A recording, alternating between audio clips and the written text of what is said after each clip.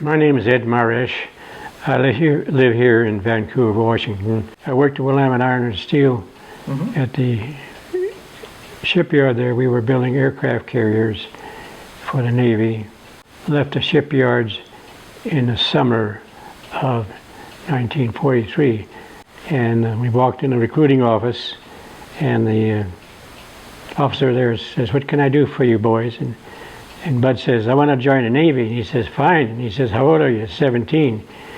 And he says, "How about you?" And I says, "I want to join the Navy." He says, "How old are you?" 16. "Come back next year." Bud says, "Well, if you don't take him, you're not getting me either." So we both turned around and we stormed out of there. And on the way home, the wheels started turning. And so I figured out how to do this thing. And so that evening at dinner time, Mrs. Vanderheide says, "Well, are you boys sailors?" And Bud says, "No," in a disgusting voice. And she knew something was wrong, so she wanted to know all about it. "And you told Mrs. Vanderheide everything when you asked." She was a very generous lady, but very strict. So we told her.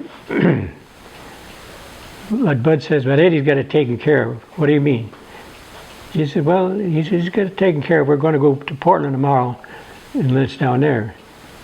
"Well, how are you going to do that when you're 16? And he said, "He took care of that." So she wanted to know why. So I told her, "What do you got?" I said, "A baptismal certificate." She says, "Well, let's see it." And she looked at it, and she looked at me, and she says, "I don't think that's going to work." And it was written out in longhand, so she says, "You still got that ink remover?" And I says, "Yeah." And she says, "Let's see it." So she took it and went to the table, came back and handed it to me. She says, "Here, now we'll both go to jail." Wow. So the next morning, we drove to Portland, and there was a big recruiting office. The other one in Salem was just a small one, with one man there.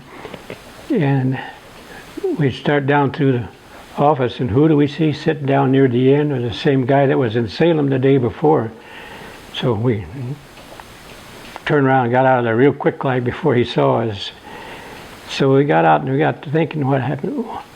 Hey, he was there in the afternoon. This is the morning, so he must work there in the afternoon. So we waited and came back about 2 o'clock. He was gone, and so we enlisted.